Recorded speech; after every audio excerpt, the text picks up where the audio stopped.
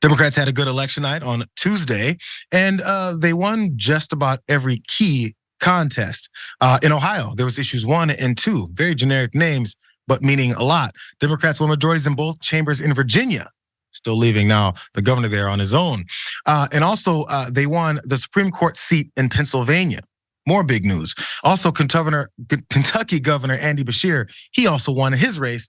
And although the governor candidate down in Mississippi for the Democratic side had lost, it was much different and closer than people maybe would have expected. So since I started talking about issues 1 and 2 in Ohio, let's go in backwards order and talking about issue 2 first, I believe is the one.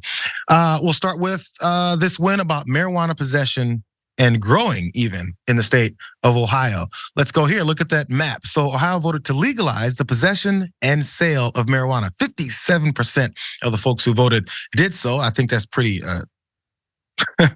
determined fact there. So what happens now that they voted this way, we'll see. Let's go to these details here from the Hill. This measure, which is known as issue 2, would allow adults age 21 and older to possess up to 2.5 ounces of marijuana and grow up to 6 marijuana plants at home. Not sure how the monitoring process will be with that. It also establishes a 10% tax on marijuana sales, and this comes after the state legalized medical marijuana in years prior in 2016. But legalization in Ohio is not guaranteed, even though the measure passed. Since it was a citizen-initiated measure, state law will allow the legislature to modify or repeal it. So since citizens, those folks who folks who are elected are supposed to represent, since they initiated this entire process, they don't have the final say. I guess this is how America works. So many Republicans also in the legislature and Governor Mike DeWine, they expressed opposition to that legalization, of course. And so that whole fight has to find its way into hopefully the news and the way people will talk about it and actually understand how ridiculous it is that they're going to put some time and energy into undoing what the people of Ohio voted for. So just a pause there, because there's lots going on. I want your first thoughts on the marijuana legalization out there, because this is one of those things we just talked about a minute ago, Trae, off air, and how many of these races and these results, I think, have a lot to do with the type of folks that are voting now, and maybe the folks who are in office or in power don't realize it. What are your thoughts, bro? Yeah, I think you're onto something there. I mean, I feel like the opposition to the marijuana legalization thing has been dwindling for a while from my perspective. Like, you don't really see much like reefer madness stuff anymore. And, rightfully so, because I feel like at this point, even like old mamas have realized that it's not that bad. It's not exactly bath salts or whatnot.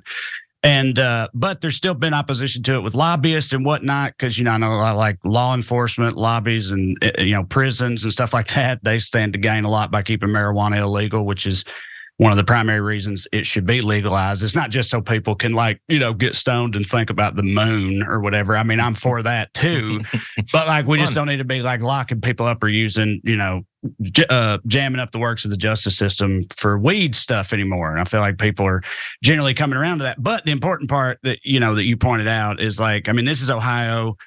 The legislature there, they've demonstrated already that they have a pretty low opinion of democracy or the will of the people. They tried to get the people to vote against their own ability to have voting power a few months ago. They tried to limit the power of democracy in their state already. I fully expect them to do whatever they can to just ignore the will of the people they ostensibly represent and try to, mess this whole thing up anyway, because that's just chapter 1 of their playbook. So, we'll see how it plays out. But I'm proud of the people of Ohio, though. It shows, at least, because I always talk about how we overestimate the general intelligence and knowledge of American people, because they get duped and fooled into so many different thoughts that aren't real. But at least this is hopeful, at least, as people seeing through a lot of the weeds and things. Ironically, that the smoke screens they put in front of people's faces about the reality of things and how they are. I think in states like California, Nevada, wherever else it's been legalized already, it doesn't have to be right next door, but people understand it. We're much more, our societies know each other more than we used to. Those barriers have been broken down with the internet. So people may understand in Ohio and see neighboring states or states that aren't too far with legalization and go, so wait, what's wrong with this not being here again? The narrative changes because we see how it hasn't destroyed the states that actually already have it. Next step, though, here in Ohio was also issue 1. Maybe it should be called issue 1 because it was a little bit more important than the previous, but this was about abortion and access to that right as well, too. And that also won in the state as well too. Look, 56.6% said yes on overturning this law that they put forward that was right after Roe v. Wade was passed by the Supreme, or overturned by the Supreme Court, and led them to then put forward their heartbeat bills and all that. More details from the Associated Press on that, because now that it's passed, the passage of issue 1 undoes that 2019 state law passed by Republicans that bans most abortions after around 6 weeks into pregnancy, with no exceptions for rape and incest. That law, also referred to as the heartbeat bill, is being held up in court, and it was one of roughly 24 restrictions on abortion that the Ohio legislature had passed in recent years. Again, I don't know if the folks who are part of this thing that just got overturned because the voters don't want your garbage, if they're understanding, they may begin to relate that to you and understand that you don't represent them. I don't know if they're gonna figure that part out yet.